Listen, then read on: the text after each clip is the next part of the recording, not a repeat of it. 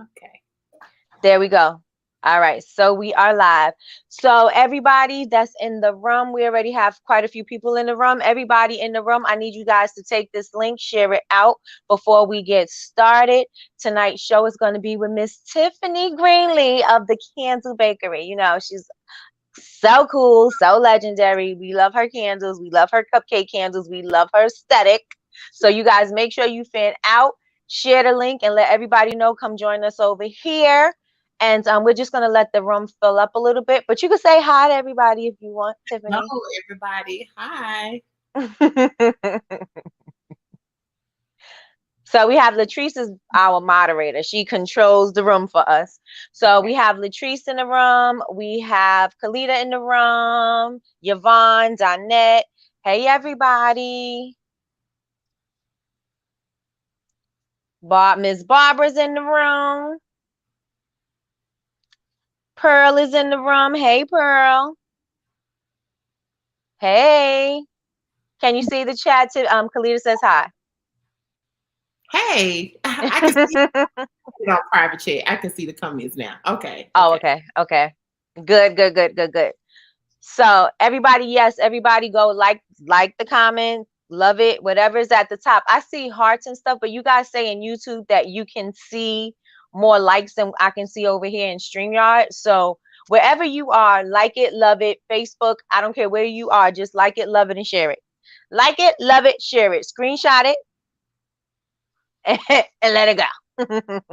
Good. Hey, Connie. Hey, Connie. So, how many of you guys love the Candle Bakery? How many of you guys love the Candle Bakery?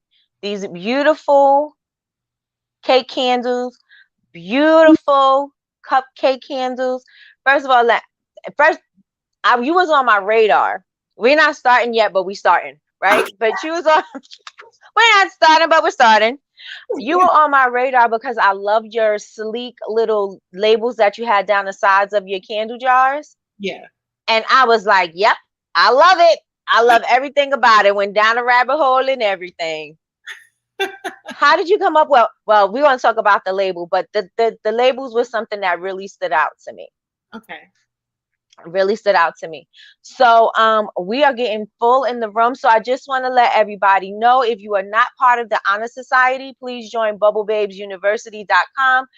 Well, go to bubblebabesuniversity.com and join the Honor Society. We will have this video and other videos, templates, all kinds of information and everything in the Honor Society, everything that you need to learn and grow, and to scale up your business. Everything is going to be there. We have all the tools that you need.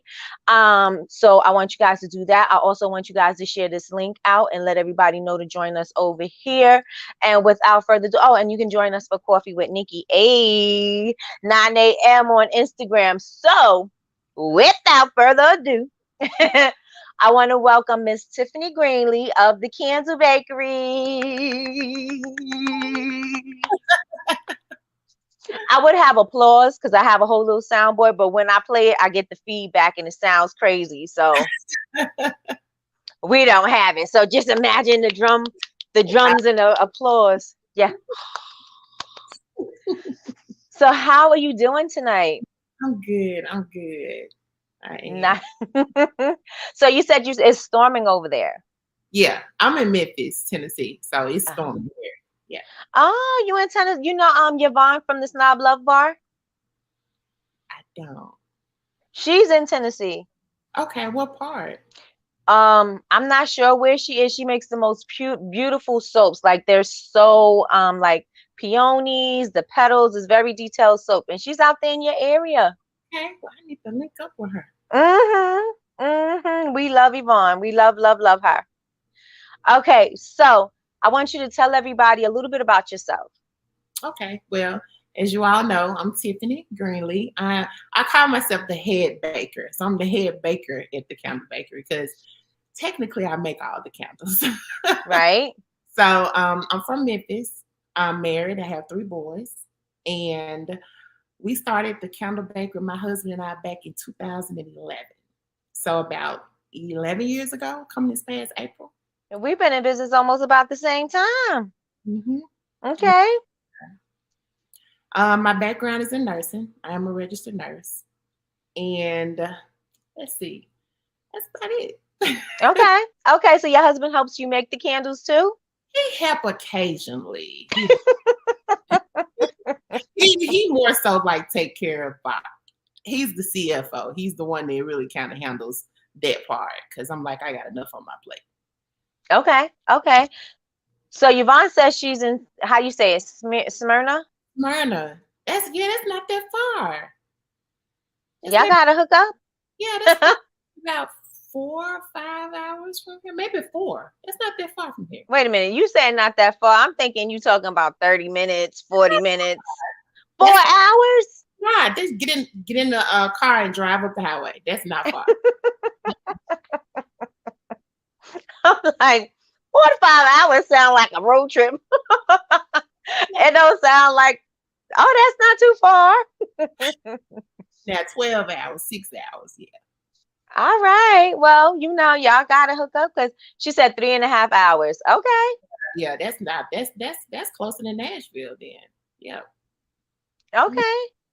I went to when I was in high school, there was this like program that they had, and they were giving it to all the smart kids. According to them, that's what they said. We were the smart kids. I don't think we were, but they said we were the smart kids, and they sent us to Bell Buckle, Tennessee, to do like a whole summer program. Are you near Bell Buckle? I have no idea what it said. Mm-hmm. Nobody has no idea. They sent us out. They shipped us out in the summertime to Bell Buckle, Tennessee. I don't think I've ever heard of that. I don't think anybody has. It's got to be like deep, deep, deep in the cut. It's got to be deep in the cut. Okay, so I want to know, how did you transition from nursing to making candles? Oh, well, I locked the door. Wait, sorry. I'm fine.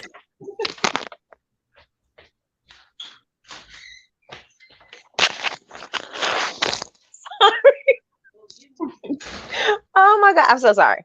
You good. Okay, so how did you transition from nursing to making candles? Well, nursing will always be. That's forever. Like I'll nurse. But actually I did both of them, and done it for a very long time. But we actually started making candles just as a little small business at a flea market here a long time ago. And it popped off so well. I was like, you know what? I think I'm gonna keep doing this. And it's so therapeutic. So I really do both, to be honest. Okay. Yep. So you're still nursing? You're still nursing. You're still a nurse? Yeah, still a nurse. I don't think I ever let I'm not gonna say that. When I become a millionaire, then I'll let the license expire. But okay. But right now I'm gonna keep my license up. So you have to do so many hours a year to keep your license active. Okay. Yeah. Okay. And so do you find that conflicts with your schedule, or it's just easy since you've been doing it for 11 years and you've always been doing nursing? No, it don't conflict because like with nursing, you can do PRN, meaning that I could just go and maybe work a 12-hour shift once a month. Oh, okay. My license active. So it's not like it'll interfere with what I have. Okay. Yeah. Okay. Oh, that's good. I'm thinking you working the full shifts and then you doing the candles afterwards. I was thinking you was doing that. Now I have for a long time. I would work Monday through Friday in management, 8 a.m. to 5 p.m. Leave work, go straight to the candle bakery, work from 5:30 to about 11, 12 o'clock at night, Monday through Friday. Sometimes on a weekend, I would do like 12 hours at the candle bakery. So I have transitioned like back and forth before. Yeah. Yes. Mm-hmm. Yes. And how was that on you? Like, what was that like? It is very stressful. Very stressful. But I'm a real organized person. So like, I know like what needs to be done. If I got somebody that's coming in and helping, I know what they need to do. But it's stressful. It's very stressful. I can only imagine. Because there's a lot of emotional attachment with the nursing, and then you got to come home. Was that like a de-stressing thing for you? Is that a de-stressing? Yeah. It was. Oh, okay, good. Because I could only imagine. I have a cousin. Well, she's not my cousin. She's sister-in-law, but she's not my cousin. She is in what do you call them? What do you call it? Where's Michelle? Oh, An anesthesiologist. Oh, And oh, so yeah, she would have stress. yes. In my case, I've kind of like for the last, I say probably 10 years have done home health where you kind of like go out to the patient's home and see them. But in the last 5, it's been management. Mm-hmm. I really don't have to actually do like that is stressful what she's doing. I have Mm-hmm. my share of hospital days. Some days are long over for me. Did you have to do those 24-hour shifts? No, I never did 24-hour shifts. Oh my goodness, that has got to be brutal. Mm-mm. It's got to be brutal. Okay, so how did you start making dessert candles? Did you start making regular candles first? Actually, our story started back when we was inside of a flea market. My husband and I was driving past this billboard, and it said that a flea market was coming to Memphis, and we was like, a flea market? It was indoor, something that had never been here before. So we was like, you know what? We're gonna make a U-turn and go in here and see what's going on. Mm-hmm. When we went, we saw this. It's like an inside mall, but it was just little 10 by 10 booths. It was a really cool setup. And I was like, we're gonna get in here. I don't know what we're gonna do yet, but we're gonna get in here. We're coming in here and doing something. They had like a few booths. You pay a deposit, you can get your booth and figure out what you're gonna put in it later, right? So we paid the deposit, didn't know what we was gonna put in there yet. We was just like, we know we want to be a part of this. My husband has a good, strong background in business too. So therefore, we was like, we'll come up with something, right? Right. We went home. My husband turned around. He said, you know what? You're going to learn how to make candles. What? Candles? Learn Come on, Prophet. No. It's like, I love candles. And I used to buy, B&B, that place Mm-hmm. all the time. The place that shall remain nameless. Yeah. So I love candles. And he was like, you know what? You're going to learn how to make candles. I was like, what? And actually at the time, we was kind of like into it with each other. So that just like pushed everything out the way. I was like, make candles. I guess I will learn how to make candles. Okay. So we went on YouTube and where I found the first video, because I told this to one of the guys that said candle signs. His name was John, one of the reps there. We talked to him about that. It was a lady named Rose. I think it was the mom of somebody that started the candle signs. At that time, her video was on YouTube. And that's how I learned how to make my first jar candle. I got the YouTube video and we learned how to make candles from that. But where the name came from is I love sweets. I love cakes. I love pies. And we were like, we got to do something different. It can't just be just a basic candle like everybody else doing. But of course, I had to learn how to make that candle first. Right, right. I was inspired by these little bitty chocolate candles that I seen in the tree years ago. I was like, oh, these are so cute. Never could figure out how they were made because I don't think they probably shipping from overseas. And that really sparked it. I was like, you know what? I want to make a candle that looked like a cupcake, that looked like a pie, that looked like this. And my husband was like, you just learned how to make a jar candle. Right. Where you going with this? How long is this going to take? So we sat for a while. I mean, we sat for a while. And when we first opened into the flea market, that was the first thing. We had regular jar candles. And I called myself trying to learn how to make the little parfait candles. They was a mess back then. Oh, goodness. What did they look like?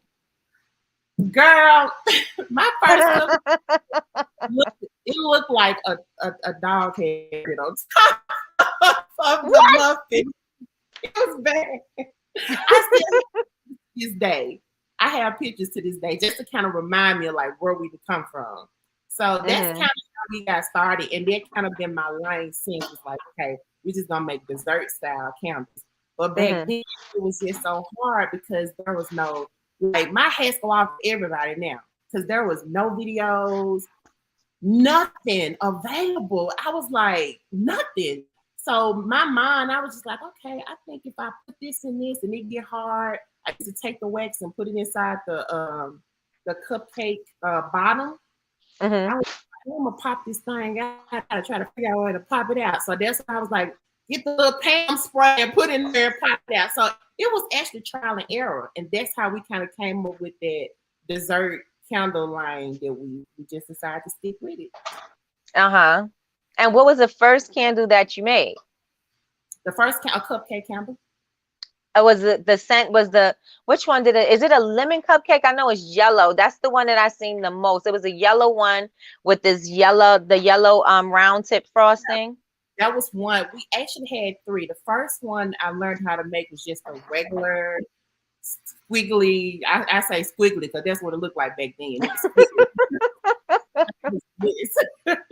But as I kept practicing, I got it. And then once I actually perfected, it was the vanilla and the lemon. Was my first that I just really was like, okay, I got this, and I perfected. Okay, so when you started, right, and you was trying to figure out your wax, what kind of wax did you start with? Do you make soy wax? Like, what kind of wax do you use? 464, and I still use 464. You do? You love it? I love it because I'm open to trying different things based off of what I feel like I can manipulate with. So I will try any wax. I mix them, I blend them, but my base is always going to be 464 because that's what I'm with. Oh, okay. All right. And so when you started learning how to pipe, where did you learn how to pipe? Did you follow like bakeries or things like that? Like, where did you get your technique from? Or you just squeezing it out and seeing what happens? Really? When I tell you, I literally figured it out. I was like, okay, this got to be. Once I found out how the soy wax is so soft, I was like, I can use the same technique they use for baking, I'm sure, to get this right like this. So that's kind of how I came up with it. Oh, okay. Okay. Because, some wax, you really got to takes some getting used to. Like I've been experimenting with different waxes to see, which ones I could use. But some of them just do not want to work with you. No, like I couldn't possibly imagine trying to do paraffin as a cupcake candle. Right. That design probably could like a mold or something, but not with that design with actually piping it. I'm sure it'd probably get stuck. Yep. And you probably be able to make just one little something, one little dollop, and the thing is gonna rock hard in the bag. Okay, so you started at the market. So let's go back to the story. When you made the first candle, right? And you finally, like, what did you have when you went to the booth? When you went to the vendors market? Single pour candles. We've always had them. So I had those, and then I had the squiggly looking. But what shocked me is that people were actually buying them. And at that time, I have to say, I would say myself, at that time, 11 years ago, that cupcake candle was not as a quality candle as that I have now. But people are so amazed, like, this a candle? So they bought it. And the first day, we sold out of everything before we closed that day. What? So completely out. Like, by the end of the day, I just was like, here go a card, or, we had some samples y'all could just smell, but we completely sold out. That's what I knew. Nice. That's when we That's knew right. When we completely sold out. And so when did you go back? Did you do this every weekend? How did you do it? It was a weekend market thing. So it was like Friday, Saturday, Sunday. And it actually was short-lived because the flea market closed down like within 4 or 5 months. Really? Yes, the owners were from like Florida when they came down here, and they had some financial issues. But for us, Commercial Appeal, which is our local newspaper here, because it's closed down so suddenly, they started interviewing people. They interviewed. They was like, how do you feel? What you guys are going to do now? And I was like, I don't know. I'm not sure. We'll just sell out the house, whatever we can do. And a salesperson from the mall, the local malls, reached out to us. She was like, would you guys like coming to get a kiosk in the mall? And we was like, sure. So we ended up in a kiosk in the mall. So we went from the flea market to maybe like 2 or 3 months back in the house, and then we went when we prepped for the mall, and we went inside the mall, and then we end up in 2 malls. So we went from flea markets to the mall. So as we kept moving and growing, we was like, okay, we got something here because people are constantly buying it, and we constantly, growing. So we went from the flea market to the local malls. We was in 2 malls, and then we got our own store. Oh, nice, nice, nice. So in the mall, did you have mall hours? Like you had to be there like every day? Yes. That was Wow. the downside of being in the mall. We had to be open at the same time every day, 7 days a week, and all day. Then eventually, Wow. point where I hired my sister-in-law to work for me. I was like, okay, because I can't work 7 days a I'm week. telling you, I can't do this. Yeah, but I eventually hired her, and she was working, and we were both working. And then as we grew in the mall, we got other people. There was the other kiosks that would work there, like part time, and to come work for us part time, just kind of building their rapport. So we end up with like I think three, her and 2 other girls, and myself. So it was 4 of us working. So we rotated. Mm-hmm. Mm-hmm.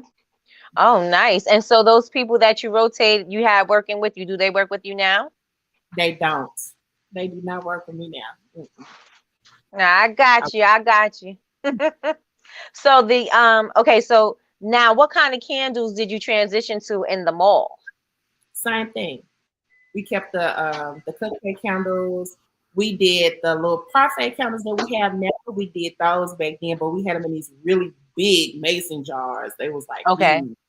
So we had those, and we still had the cupcake candles, and then just a regular jar of candles. And we had home sprays. Ah, and so I love the bottles that they're in. Thank you. Is it an aerosol can? It's not. It's actually a mist. It's not an aerosol. I'm looking for an aerosol. I'm looking for it. But I'm like, that looks like an aerosol. I love it. that's what I was going for. But because I could not find I could not find an aerosol can where I could actually put my stuff in, and I could Yeah. not get it over for someone to actually manufacture it like I would want it. So we tried to come as close as we could to an aerosol can. But it's actually a Oh, mist. It's a mist. oh, okay. It's super cute. I love it. I love it. I love it. Okay, so you got the brand. How did you come up with the whole aesthetic? Actually, that started back in the flea market. My booth was set up like a bakery. The Mm-hmm. floor, my cousin put the floor down. Oh God, I wish I could show you some pictures. I probably got something on my phone. But Oh, wow. the floor was like checkerboard. We laid Mm-hmm. the floor down. We took an old counter and painted it blue to make it look like the display at a bakery. So once we came up with the name, the Counter Bakery, because it literally that came from God. Literally, like that strictly came from God. He gave me that name, the Counter Bakery, and I sketched it out for my husband because I can't draw, but he can, and he Right. created the logo back then. So we have stuck with that name forever. Just Nice. that, So we came up with that concept back then, and we just constantly grew it and changed it and make it look more like modern as the times go. Because I actually closed down for 4 years and then reopened. You closed down for 4 years? After I had my store, we had our store for 2 years. I had to close it because I have a son that's autistic. Mm-hmm. So he's a special needs child. So we had all these problems with the school system. So I actually had to close my store. It stayed closed for 4 years. We just relaunched in 2020. Oh. 4 whole years. Oh, it was tough. It was tough because people were inboxing us around Christmas time, around Valentine's Day. Like, are y'all gonna open back up? Are y'all gonna do any vendor shows? But it was so hectic. Like I couldn't. It was beyond. When I say beyond stressful, trying to have a child with special needs and fighting the school system for what he needs. Right, right, right. 4 years. So we just constantly like rebrand. We've rebranded 3 times. This last rebrand was when we relaunched back in 2020. Well, I love what's going on now.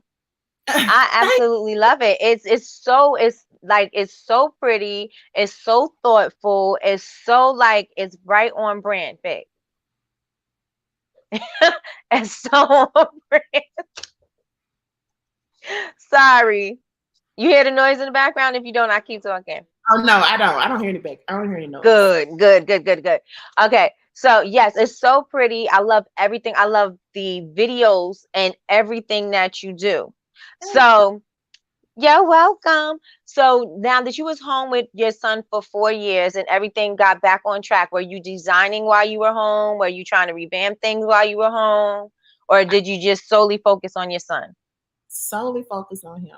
For that 4 years, the Counter Bakery never left my mind, but I was like, it's just too much right now. But it's like Right. just kept pulling me and kept pulling me. And I was like, you know what? I had me and my husband had a meeting. And cousins, and she was like, girl, I'm telling you, you really, really need to relaunch. And I was like, it's not just that easy to relaunch. She was like, everybody want the stuff, because we still had people that will follow the page here and there. I mean, we didn't have that many followers when we first. Here and there, we'll get some notifications, still get emails like, hey, do you want to do a vendor show? So that never stopped throughout the 4 years. And I was like, God, I just can't let this go. So I really did not do anything until 6 months before we relaunched. I got back in the lab. Okay. We went hard the whole 6 months, every day, no sleep. We was like, okay, we're going to come back out. We're going to rebrand. If we don't come back out to disrupt, ain't no point of us showing up. So we got to get in here and get it going. And that's right. All right. Yeah. That's exciting. That's exciting. So when you open back up, right, how long did it take you to, to grow your following? Because when you started in 2011, it wasn't like this. And, I started in 2010 and it was nothing like this. I'm like, you guys have access to everything at your fingertips. We had to MySpace people. Make us feel so old. Like MySpace is not even around anymore,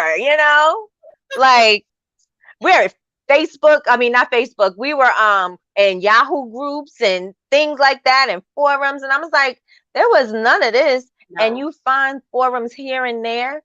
But again, and this is the reason why I created Bubble Babes University, is because a lot of, when you were learning, nobody really want to tell you how to do something, right? They always want to give you some information, but not enough for you to actually do what you're trying to do.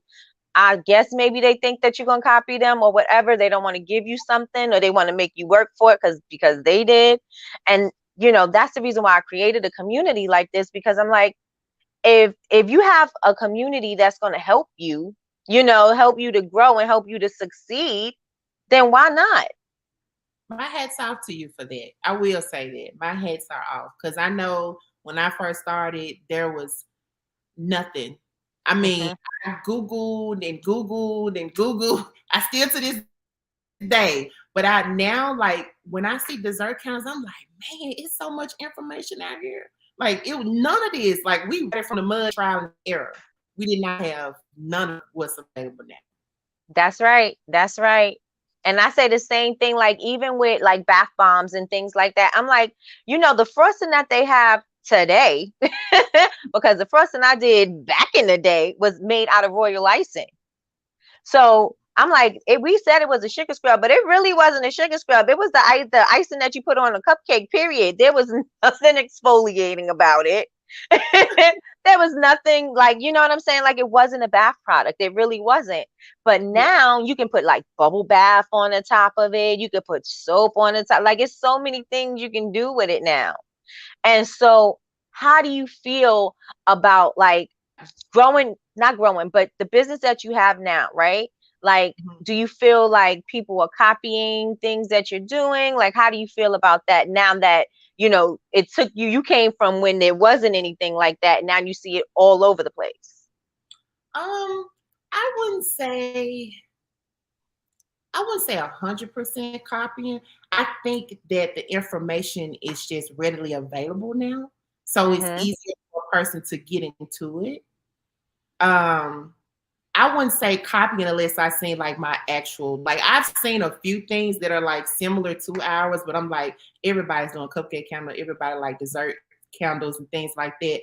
But I still feel like ours have a distinctive look to them, and I think that just come from years of practice. Right. And I agree with you. I agree. Like if I see your products across my timeline, I automatically know it's you.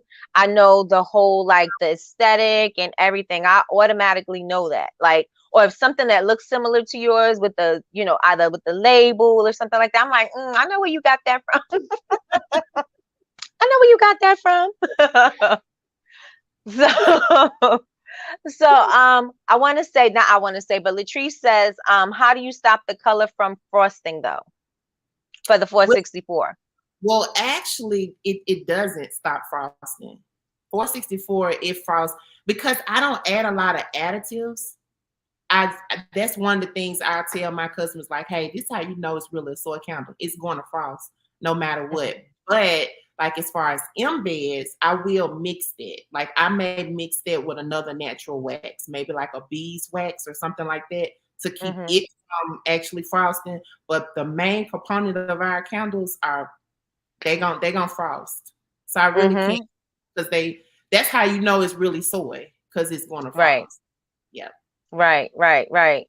Okay, so let's see what else we have. That's what I want to know. I can't. Okay, so Jasmine says the same thing. They all have the frosting problem. Triana says, wow, talk about growth. That's awesome. So let's speak about your growth. So after you did you did both malls, right? When the fourth year, when you came back, right?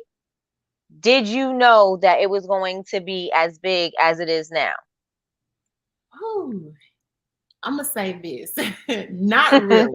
Not really. I was hoping for it, but not really, because we still had a customer base from when we closed. Right. And when we relaunched, all those people emails and everything, that's who we really relaunched to, was their old audience. Right. But everybody that came after that, I was just like, wow. I was wowed. I will say that. I told my husband, I said, it's different this go round. It's a whole lot different this go round than it was the first time. Because the first time, like you said, it was made like MySpace, Facebook. But I was like, especially Instagram, I was like, Instagram is popping out here in these streets. I'm telling you, I need to learn how to do this. Yeah. So I did not think it would explode the way it did, even when we were featured on Tabitha Brown's Very Good Monday. After we were featured on that, I was just like, I didn't even at the time, I feel so old school, because at the time I didn't know that was viral. My kids was like, you went viral. I was like, no, it ain't on the news and stuff like that, baby. I don't think you know what you mean. That was like, mama, that is viral. So when at that time, I actually was still working. When we relaunched, I was still working then.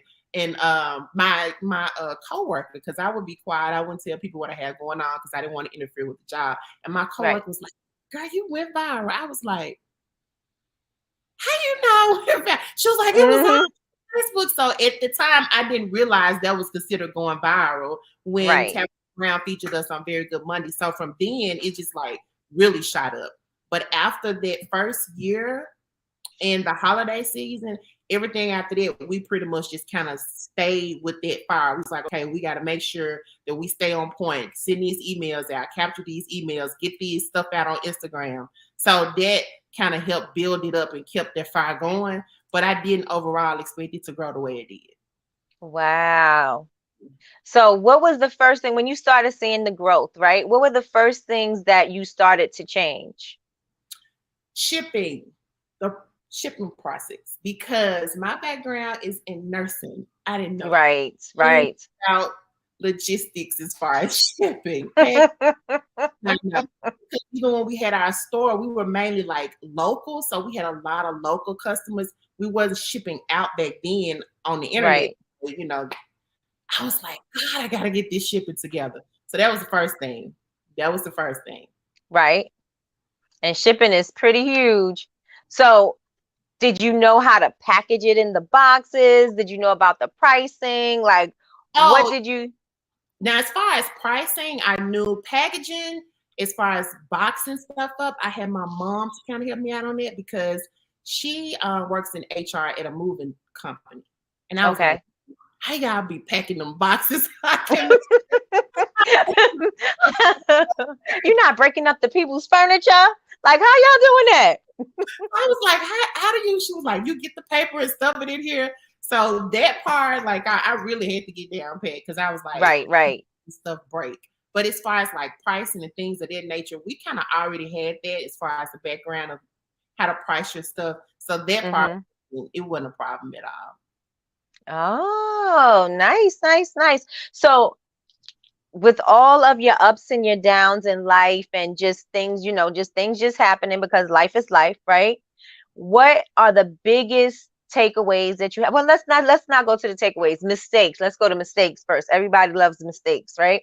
So what what was something that happened and you was like, oh my gosh? Let's see. Oh, you said a big mistake. Like, it's just a lesson. Like, a lot of the times, like for me, a lot of my lessons came from not knowing something. So maybe I underpriced, or maybe I forgot to add something, or the product didn't come out right, or it didn't get there on time. I think I'm gonna have to say the shipping. Like, because shipping can hurt you so bad.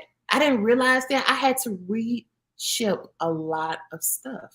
I had to get on it. So, and not knowing how to price the shipping, that was a lesson I learned. I learned quickly, but I had to learn because I was like, how do I put this weight in here to make sure that this is going to be the right weight for what the post office is going to charge me? And then once I got all that together and figured out, even met with my local postmaster and try to figure out a way where I could just do flat rate shipping where it would not cost the customer too much, because you don't want them to pay more than what the counter was. Right. I'm gonna have to say was the biggest lesson. Everything in that shipping, because I had to reship a lot of stuff. A lot. And I feel the same way too, because the shipping, well, the holidays got me when it got super, super busy, and you had like, you have your set shipping time, and then you had to get everything out. And again, it's not as easy to ship like it was back then, because back then it was harder to figure out what your shipping was going to be. Now it's kind of easier. You know what I mean? You got the real-time shipping, and they doing the weight and the measurements and stuff like that. Well, shipping was one of my hardships too. Most dead, I tell anybody that shipping will kill your bottom line. I'm telling you, like, wait a minute. So now I'm like, if you get free boxes from the post office, use them. Don't buy them. Use. You can. Yeah, use all of your free, and then pay what you need to pay for after you used up all the free. Then then you could pay. Oh yeah, shipping is definitely one of the things that it's so crazy. Okay, so now what is your best moment in business? The best in overall, or just overall? The best, I'm gonna tell you honestly, the best moment for me in business is creating something, taking something from an idea, like if I sketch it or an idea, making a prototype and making it functional, and just seeing the end result. Like that just do something for me. And when I see that the customer get it, and it's the nostalgic feeling that they get when they be like, oh my God, this is a candle, or oh, this smell, that do it for me. That's what keep me going. That's really what do it for me. Because even people that I've given it to for gifts that had probably, expected it, and they'd be like, oh my God, like all my sons' teachers got candles for everything. Right. They had a different candle every time. And it's just the response that I get from them. Like that just do something for me. And so you said you're not really the artist. So what does your prototype look like when you're drawing it out?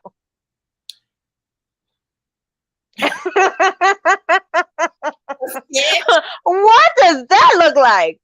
I'm more of a visual person. Like I can see something and be like, I can stare at it long enough and I'll be like, I can create that. I was like that when I was younger though. Like when long time ago when I was back a teenager, I used to get my hair done and the hair salon was right up the street from my grandmama's house. And I would watch her and be like, I can do that. I would just watch her. And then by the time I got to high school, that's how I made my money. All right. I was doing hair, but I could watch it.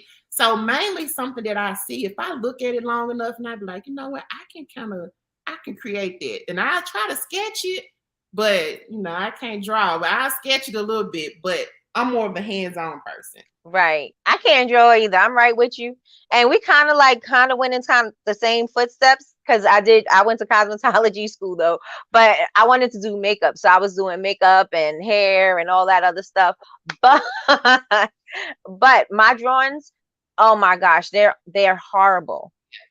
They are hard. I'm like, my son's like, what is this? It's like, don't worry about it. I'm gonna know how to make it. Don't you worry about it. It's gonna look way better. Yeah, boy, they're drawing at my skill. I know, right? I said that is not my blessing. I have a lot of blessings, but that ain't one of them. I could make it, but I can't draw it. Right? Definitely, definitely. Okay, so Kalita says yes, the packaging is awesome. Thank you. Patricia says the growth is amazing. Thank you. My hat's off to you. I was a special education teacher for 9 years, so I understand what an uphill battle parents have with the school systems. Yeah, that was years. And how, after that happened, did you have to continuously do this when he had to keep going to different schools, or was it something that it was like, all right, we're not doing this no more? Oh, we went through a different school every year. Yeah. And that school we were at, he was a victim of bullying. So goodness. You talking about, because he's high functioning. So when you're on the spectrum, you have some kids that are lower functioning where he's high functioning. So you can just look like, okay, he's different.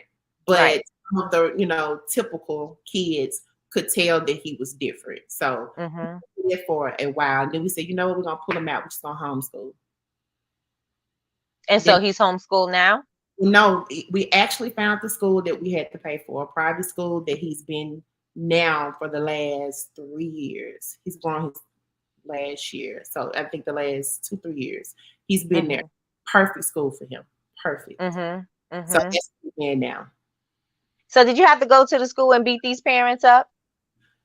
I didn't beat nobody up, but IEP meetings and stuff like that can be very intimidating. And my husband and I just were not going. We were like, this is our child, and that's why we put the business on hold. We was like, we're not going. We're gonna give us you can't sacrifice your child's life. Yeah. Right. But it was all worth it, because even when we relaunched, he wrote me this letter. I have it at the office. He wrote me this letter, and it was, oh God, it's so heartwarming. So he understood that we had something going on, didn't quite know what, but when we relaunched, he was like, Mama, I'm so proud of you. Oh, Mama, I'm so happy. So it just made it worth it. You know what I'm saying? Right. So he understands. Kevin Hart had said something. He was like, the times that something about the parents, and his mom kept everything in the box, and he's going to look at that and be like, my mom kept everything. Because you keeping the letter in the office. Do you have it in the frame? Yes. I'm like, this. I knew it. Yes. That is so sweet. It is so sweet. And it, like you said, it was sweet that he understood that, what was going on. And he's like, I know that you sacrificed for me. Well, not like that, but just the point, just to know that you care that much that you would stop to do that for him. Yeah. Because a lot of kids think that their parents don't care because they're not there. And it's like, no, it's not that we're not there. We don't care. It's just that we're trying to provide, Yeah. Yeah. Oh, wow. That is so awesome. So now with the whole, let's go back to the packaging, right? I want to go back to the packaging because I love the packaging. So, so when you ship, are you shipping special, like how you, like, I don't even know how I got there, but when you're shipping and you have a lot to ship because you have the cupcake boxes and they're odd shapes, like Mhm. how are you shipping those things out? Well, if it's the cake counter, for example, it's in a 4x4 box. It's in its own little box. Um, Mm-hmm. I have a lot of large orders. I I have them separated, or I put them in the. I don't know if you've seen it's our baker's blend box. It comes with like a cupcake, cookies. So it's a product box. Well, it's actually it's a packaging box, and I Is put on that your custom box? yeah, yeah. Okay. So when Those are pretty too. Those are gorgeous. Those are gorgeous. thank you. So we have we put it in there like anything that's usually like over $100 order. We pretty much do it. Put it in there because it's a lot. But for Mm-hmm. the most part, like our cake candles, they're shrink wrap, and then we put them inside of the little boxes and put the label on them. The cupcake Mm-hmm. candles, same thing. We make sure we have we don't shrink wrap them. I'm probably gonna start, but we don't shrink wrap them. But they have like this adhesion, this glue adhesion I put on them, and Mm-hmm. we bubble wrap them. So we bubble wrap everything. Okay. Yeah. Okay. So it's Oh. not the shipping now. It's not as bad as it seems. I know the candles look real delicate, but they hard. Mm-hmm. Yeah, yeah. Because I'm looking at them, I'm like, what does the shipping boxes look like? Like, how big are the boxes going out? Well, just the biggest box that the post office have. That's what we ship. Mm-hmm. We ship in the Oh, big wow. box. Yeah. Okay. And when we have a large order, we send it through UPS. So we got like Mm-hmm. regular basic brown shipping boxes, and we send it through UPS. All our majority of our wholesale orders go through UPS. And if Mm-hmm. they're smaller, then we put them in the post office box. But for the most part, it's the post office box. We use them free boxes, That's and then right. UPS. Yeah. Mm. Okay, now I want to talk about your wholesaling because that's what I was going to go with. That was the next thing I was going to ask you. Do you wholesale? But yes, that's the answer. How did you start doing wholesale? Actually, we only do wholesale through wholesale marketplaces. We don't do direct wholesale. I do Okay. anything like, for example, Fair. I do wholesale through Fair. Fair Mm-hmm. gives the retailer some ridiculous savings when it comes to that shipping. So Mm-hmm. I direct all of that through them. I direct it because their system is systemized. It's similar to Shopify, and Mm-hmm. that's what we do our wholesaling through. We do it through marketplaces like that Okay. because they have the customers, they have the retailers. They're looking for what you want to go in gift shops and stuff like that. So that's how we do our wholesale. Nice, nice. And that's another thing that people struggle with too is if I should wholesale or if I shouldn't wholesale. Do you find that that's something that you like to do or is something that you just do it because? I do, and it just kind of depends. Mhm. For us, I'm trying to make sure that I cover as much territory as possible. So Mhm. in wholesaling, I have some retailers that are like in hospital gift shops that I may couldn't have gotten in, but because they Okay. came through Fair, I'm able to get to that particular part of the world. So that's why I was like, okay, I think I like this wholesaling portion. Mhm. Sorry about that. Somebody at my front door. Sounds like me, right? I was like, "Oh, gotta go lock. I gotta lock the door." It's probably just Amazon. Oh, okay. Gotcha. Gotcha. Gotcha. Okay, so you said you came to disrupt. Could you put your stuff in the gift shops and stuff like that? And is that where you wanted your brand to be? Is that kind of like where your vision was for your candles? Well, actually, our vision is originally, our original vision was to kind of have a flagship store again, so that Mm-hmm. the customer could really get the experience of the whole bakery feel. Right, right. Like ultimately, what we wanted to do was the flagship, but right now the goal I'm pretty much reaching, and it's just kind of like getting into some small retail places, see how I do before I actually decide if I'm going to go to the bigger places. Right, right. Now, did you want to franchise out? Did you want to have stores different places? Originally, we did. I'm Hmm. not going to say that that's going to change because it may change simply because of the dynamics of the world right now. Yeah.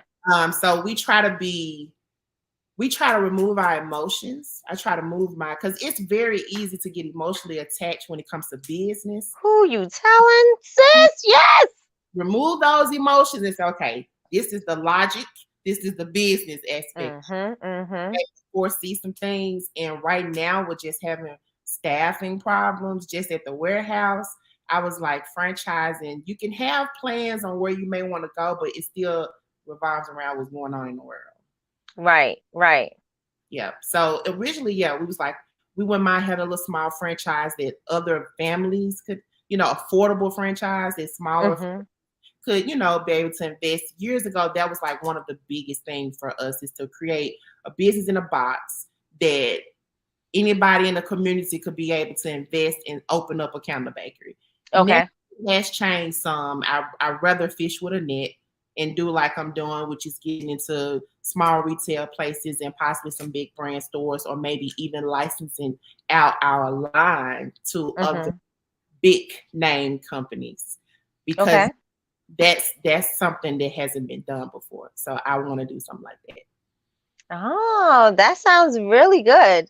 Yeah. That sounds good. And especially because we need to get out there, right? We need our products to be, I say Walmart doesn't let the small makers do anything all the time because they're always taking your product and selling it for cheap. And so if you can, like you said, cast the net and get out there, that is going to be amazing for makers, period. Not just candle makers. That's amazing for everybody to see. Yeah. Oh, okay. So what tips would you give people in business? So we have a lot of people who are starting their business, and some people are in the idea stage. So what are some things you would tell them that would be helpful, like some little tips that would be helpful for them in moving forward with their business? For sure is to be patient with yourself. I tell people that all the time.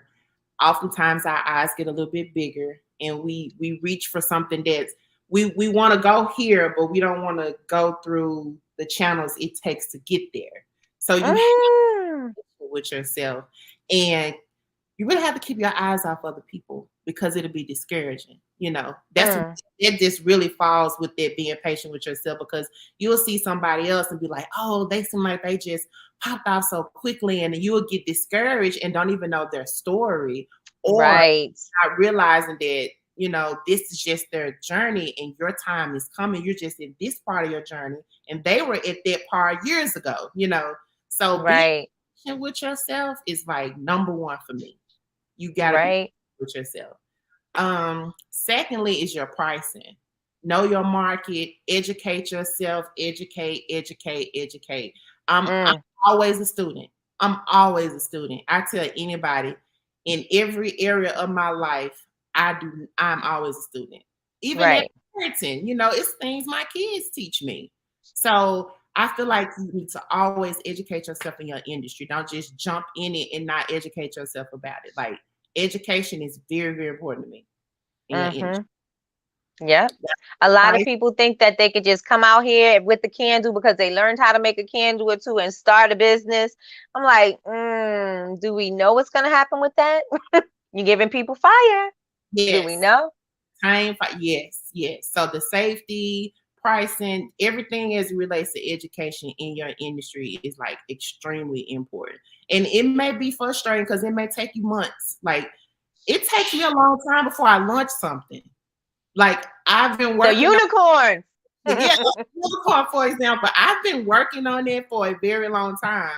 But that's because people don't realize when you bring out a new product, there's a whole it's more than just like, here's a new product. You have to do the marketing campaign. You have to make sure that the candle is going to smell, it's going to function, it's going to melt right, it's safe. Like, you have to go through so much, and then you have to do a photo shoot and then do a launch for it. It's a whole process for one product. And I'm just not one of them people that just throw something out and be like, okay, we got a new collection. No, I have to. When I say I'm baking, I be baking from the idea. That's right. To doing it over. So yeah. Yeah, that's one thing that, when I'm seeing all these new businesses start up is that it's a whole lack of research that you're doing. You like, if you're not going to research something so you can understand, if you don't even understand the terminology, I'm like, but what are you doing? Yeah. You got to understand your industry. You have to. Because if not, you're not going to last long. Right. Right. So that is definitely, I stress that a lot. That's something that I say all the time, is to educate yourself, because if and to keep doing it and to keep growing. Do you find, like, if you stop creating for a second, like when you took that break, was it hard for you to get back and be creative?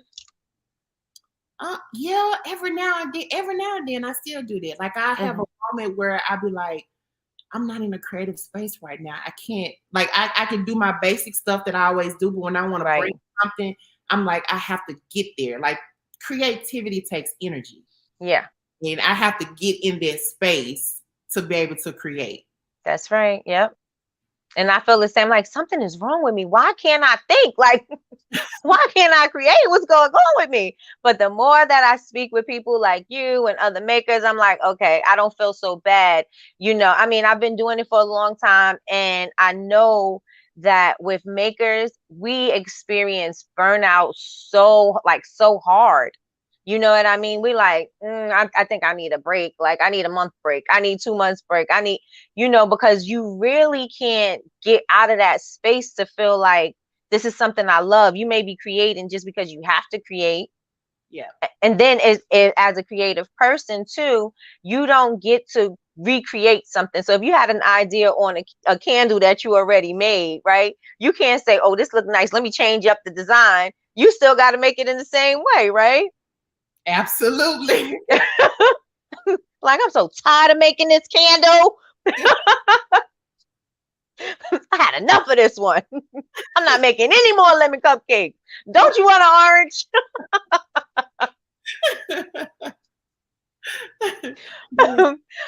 All right. So if you have anything inspirational that you would like to share, is there something that you would say, something that would be encouraging to the people that are watching tonight and whoever watches afterwards? Something encouraging to say is believe in yourself, even when others don't. Just believe in yourself. That can be very hard to do. It sounds simple because we feel like we get defeated so quickly because we're humans and we get defeated so quickly. But just be patient and believe in yourself. Like, the patient thing is it for me. Because we can, and I will say, even myself, my husband tell me all the time, like, you beat up on yourself so hard, so tough, like, why? And it's like, I have had to learn over the years, you have to be patient with yourself, and you truly have to believe, because if you don't believe in you, if you don't believe in your product, nobody else is gonna believe. Right. So true. So true. They're not going to believe. They're not going to uplift you. They're not going, like, they can't tell the story of your product, right? So that is so true. Now, you started out with a good support system already, because the prophet, the husband, already said, we're going to start this candle business, right? So he was very supportive, right? How important was it for you to have that support system? Well, having a spouse and having that support system is very important, because if you don't, it can be a bit difficult when you're in the house with somebody and they don't really believe in that vision that you believe in, and you can butt heads a lot. So it is very important. But for those that don't have that support, they should realize that it's people like yourself that are their support. Other makers that are their support, and that clench on to whatever support you do have, because total strangers will be supportive to you, for you. So those that your customers or people like yourself, that you basically created a support. It's a university, but it's really a support group. Because I've said that numerous of times. I was like, all these groups and stuff that's out now, I didn't have that when I first started making candles. Like, I'm in so many groups, I can't even keep up with them. And I was like, I don't never posting these things, and it's so many. Right. I joined them because I was just excited, because I was like, this is like a support group, because we didn't have. So even if they don't have that family support, having people like yourself in their corner, that support, it is. And that's very important too, because a lot of times people are living their lives and we expect people to see our vision. We expect people to understand and be supportive in that way when they got their own little, they got their avenue that they're trying to go to and you trying to get to your thing. And sometimes it just seems like you don't have anybody to speak to. You don't have, you know what I mean? And you're always in your own head. So it's like, what do I do? Yes, that is so true. And so for you to have your prophet husband, he is my greatest support. I will say him and the kids. I can't. yes, I have that from everyone in the family, and right, and I don't either, so I get it. upset about it. Be like, they don't. People know that I'm making candles, and I need some help, and I need somebody to, some staff or help me out here and there. But I had to realize that they just don't see the vision, and I'm going to give them grace and be like, they just don't understand. But when you see me in Oprah magazine, you'll understand. That's right. Don't act like you were supporting me. Don't act like you were shooting with me in the gym, because you were not. Absolutely. But this was so awesome. We're going to take some questions if you have some time we have some questions that were coming up. So, do you make all of your candles or do you have a manufacturer? We make every single candle that is produced. We are the manufacturer. We are the manufacturer. Yeah. We're not have a manufacturer because of our formula. We haven't found where we can actually, because they're dessert style candles. Yeah. So I'm even trying to come up with different machinery, like just writing down my process. I'm like, I can probably create a machine that could do this, this, and this. Cooling the wax off and stirring it at a certain temperature. So we manufacture everything that comes out the candle baker. And it's so like hands-on. How would a manufacturer be able to? I mean, I'm pretty sure you can because Walmart does it, and I keep saying that, right? Walmart, right? But I'm pretty sure you can. But like, how would you get the whole like handcrafted element from that? You probably would never be able to take the full handcrafted element out of it. Right. Certain processes that can help speed up the manufacturing process, but I don't think you can ever take that handcrafted process. You can't really take that off because that's what you got bakers for. Bakers don't have, they still have to make them cakes by hand. So certain parts can be like machine wise as far as the process, but you can't really take the full handmade process away. That's right. And then you have to specially train staff, right? So you're doing all the piping? Yes. I went to my share of people. I'm hiring now if anybody needs a job.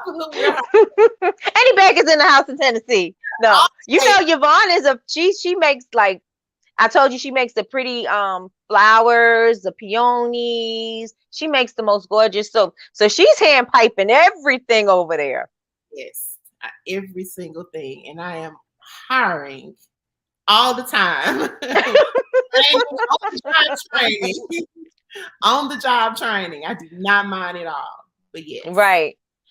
Right now. I'm like, oh my goodness, how would you do that? When you said manufacture, you're thinking about getting some machines. I'm like, you're gonna have to make the machine. You're gonna have to draw it out, patent it, of course. Yeah. Because why make it just for you when you can sell it to other people? Yeah, I know. And I'm sure there's a way. But like I said, it's just really just like the cooling, just the other processes to speed it up. But the hand part of it's always gonna be there. No matter what. And that's absolute facts.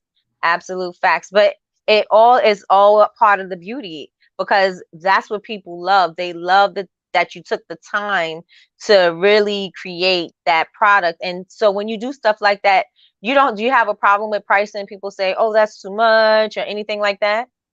In the past, before we relaunched, since we relaunched, not at all. And actually, there's a few things that probably could stand to be a tad bit higher. Mm-hmm. but I just try to make sure that we're still competitive in the market. But I haven't had anybody that I can think of that actually complained about the pricing. And I think Right. because they really truly know that it's handcrafted. I mean, it's from beginning to end, the time that we put in to make these candles. Right. Yes, yes, yes, and yes. Okay, so Jamie says that's definitely something I had to learn, and it helps to give yourself some grace and patience. That was when the tips that you were giving about give yourself some grace and be patient with yourself. Let's see, let's see. She is the great. Oh, your husband is on. Hi, Prophet husband. Yes, we starting this candle business, Mr. Husband. It must be on YouTube. Oh my God. She is the greatest. Yes. That's my best friend. It is. Oh, yeah. Oh, look at. Keep it up, babe. Did you see that? Keep it up, babe. Come on. Advice want to know what part of Tennessee. You said Memphis, right? Yeah, Memphis, Tennessee. Oh, here we go. Look at this. This is for you. Every single county. Ah, he plays too much. But yeah, She's telling the truth though. it is. It's worth seeing. It's worth seeing the customers smile. Like our customers, they so awesome. And one of the things I was afraid of, like people want to rebuy because now what I did get a lot of people. I don't want to burn it. I don't want to burn. I'm like, burn that candle. I need you to burn it so you can buy another one. Buy more, right? I found that people will collect them. I've had people send us pictures like, no, this is just a collection. Or they would just always think of us to say, okay, well, I'm gonna buy it and I'm gonna keep buying them for gifts and keep buying them for gifts. But I just love the feedback from the customers. They love them. They do. And they are so beautiful. I mean, you really did a really good job with it. And by you taking the time and figuring it out and listening to God and listening to your husband and listening to just the movement, or where your spirit was guiding you, and to just come up with something so amazing, I have to really give you like all the kudos, because you definitely did a really good job with it. Thank you. I appreciate that. And you stayed in the game, sis. You stayed in the game for 11 years. Yes, to the longevity. Yeah, yeah. I didn't even realize it till last year. I was like, man, we 10 years in, I be trying to tell people, like, sometimes it may look like overnight success, but I promise y'all, we put some work in. That's right. Overnight success took 10 years, 11 years. Yes. Yeah. That makes sense. But people don't get it because we're in a microwave society and they want information. They want everything so fast. Yes, you right about that. Yes, ma'am. But like, you would be really patient if you came up when I started making stuff. Yep. Because you had to figure it out. Yeah, boy. I mean, with some trial and error. And you have to show me some of the first candles that you had, the first candles that you made. I have to. I do. And I thought I had some readily available in my phone. When I say, and I go back often and look at that. I do. I'll go back and look at it because I'll be like, wow, we came a long way. And it came a long way. I made like my first soap, my first Linda Milk and Honey soap. I was like, that thing was so, to this day I could say it was ugly. But then I was learning. I was like, wow, y'all really loved me because that thing was ugly. It looked like a project. Like, did your child do this, or did you really do this? Like, right.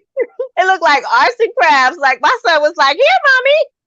Yep. And I keep them up. They on Instagram. They're always down there, but I kept them up on Facebook. I was like, I want people to see how ragged it is. Right. I come a long way. You gotta appreciate my work. You better appreciate this cupcake. Because I come a long way. Long way, a long way. I know that's right. I know that's right. And people don't understand it. They don't have the patience. They're like, can't you just tell me how to use this? Can't you just tell me what fragrance you use? Can't you just tell? No, I can't just tell you. And I do. Learn.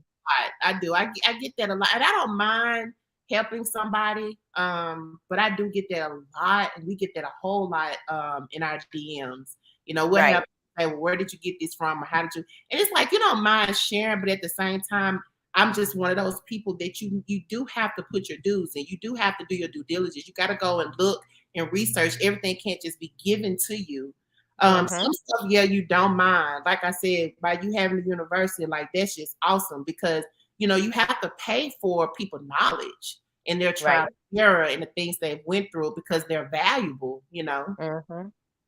And that's facts because you look at it and you're like, oh, well, why can't you just tell me where you got that container from? Oh, why you can't just tell me where you got your boxes printed from? Because maybe you need to find out where you could get yours from. Like, because why should I just give it to you? You obviously are not looking. Yeah. Yeah. And if I know somebody that's researching and looking, it's different, be like, hey, you know, no, mine, I'll shoot them something like, yeah. That's right. Yeah. Look here. I had so many people like, who did your boxes? Where you get your boxes from? I'll tell them, but no problem. Like, okay, I get them from Packline. I said, but that's not the right question. The question you know is who designed the boxes. Where I got them from because they didn't design the boxes. The real question. So they can't even, you know, really know the question. It's like, no, it's not where you. I tell you all day long, everybody sell shipping boxes. What you want to know is how did I design the box? That's right. But you didn't ask the right question. And so I'm not answering that. I'm going to give you the answer to what you asked. You want to know where I got the box? That's what you got. Figure out who's going to design it after that. Yeah. Yeah. That makes sense. That makes sense. That's one thing that really irks me, or people would ask, what's your recipe? How did you do? Like, wait a minute. What? Yeah, what? Like, what do you mean? And a lot of you're not going to try it all? We create our own recipes. Because like for me, I know we create our own recipes. I have had to write down years of notes and going back and stretching off like, no, I need this many drops to make it this color. I need to mix this color with this color. Right. So I'm going to come out with a recipe book, but it's not my recipes. It's for people to write their own recipes in. It's part of your process. But I was like, you know, our recipes, that's like trademark secrets. Like we can't. I'm telling you, I might have to cut you after that. You might have to get cut. I'm telling. That's one thing I don't like, and that's something that I've said ever since I started YouTube. I'm like, don't you ever ask me. They're like, oh, Nikki, you are such a whatever, and I'm like, okay, but I'm still not giving it to you because. Don't ask me what I'm using to make something. You could ask me, do I have some resources? Maybe you can go research it and things like that. Then I don't mind doing it that way. But when you ask me to tell you everything with every single step and every single detail, that just shows me that you don't plan on doing any of the work. Yeah, that's true. You got to put in the work. That's right. That's right. All right. So yes, people not wanting to use products because they're too pretty. Is heartbreaking. Somebody wants to know. Okay, so tell everybody. We'll go back into the comments, but tell everybody how they can find you. They can find us on our website at thecounterbakery.com. You can find us on Instagram, Facebook, Twitter at The Counter Bakery. On all the social media sites, it's at The Counter Bakery. At The Candle Bakery, period. Avice says, thanks. I was going to send my son for some on-the-job training, but he's heading to Nashville. Oh, I'm taking them, everybody. You know, like what you want to do, I got you. What you need to do? You want to pack some boxes? It don't matter. Right? I'm telling you. Yes, ladies, I was there with you. Amazing journey. Okay. All right. So my aunt is in the room. She said, that was and is my favorite. Land of Milk and Honey. Oh, okay. So my aunt's there from the very, very, very, very, very beginning, right? like my number one customer. She lives around the corner now. But and we've always lived close to each other, but we're around the corner for real. And my Land of Milk and Honey leaps and bounds. Leaps and that stuff was so, I'm telling you, it was so like, I was like, oh my gosh, you guys really are supportive. Hey, they Because you and they stuck it out. they sure did. They was telling everybody to buy it. That soap was a hot mess. Like, come on, get some of this soap my niece making. Yes, yes. I'm like, I like I said, I didn't think it was ugly then.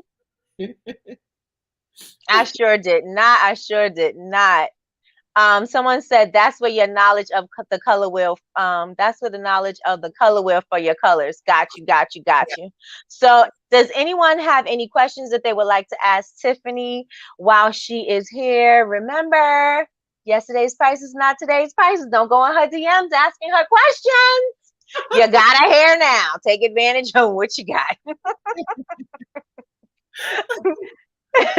Take advantage of it now because she's here. Is there anything that you would like to share with the audience before we close out the show? I appreciate you, and I am honored that you thought enough for me to have me on here to talk to your audience. I appreciate that. Yes, I had to have you on here. I wanted to grow a little bit more, but I was like, I definitely have to have you on here because again, you don't seem to me that you switch your style to fit to fit the trend or to fit the, you know what I mean? Like I know what you do because of what you do, period. It's not because, oh, okay, well, this is on trend right now. I see Tiffany is doing that. Like it's not that at all. Yeah. Yeah. And I love the uniqueness of what you do, even though there's people out there that are doing the same thing. You really do stand apart. Like just the whole, I'm an aesthetic person. And that the reason why I started was the the cupcakes and the bakery and all of that. And that's what I really wanted to do. I kind of evolved into doing basically simple skincare, which is boring, but it does super boring. But because your skin is pretty. Hey, I'll take it. Thank you. No, thank you. But you know what I'm saying? Like, I'm not as creative. I can't be as creative. Those things are not my thing. But I really wanted to keep that. And I'm like, you kind of evolve into different things as like, when you evolved from doing the candles and then the squiggly lines. And then you was like, okay, we're going to try to make it look like this. And then you went to the cupcakes and the cakes. And the whole line is just so beautiful. The whole line, the wax melts, the sprays, everything. I love everything. You did an amazing job. Thank you. Thank you. An amazing job. I want to thank you so much. Thank you. Thank you. Thank you so much. And we're probably going to have you again because, I got to do it again for a podcast. So if you would like to come back, I would like to invite you back. I'll be glad to come back. All right. All right. So I want to thank you so much for joining us tonight. And I want to thank your husband as well because he was in. So I don't think he's in here anymore, but tell him. I don't think he's here anymore. But really, really, really, I wish you nothing but success with everything else that you have moving forward. And I wish that you cash your net all over the world. And we worldwide, because when you go, I go. Wherever you go, we go together. So that's right. That's right. So you have an amazing night. So thank you, thank you, thank you. Thank you. Thank you. Bye, y'all. Bye, y'all. Bye, y'all.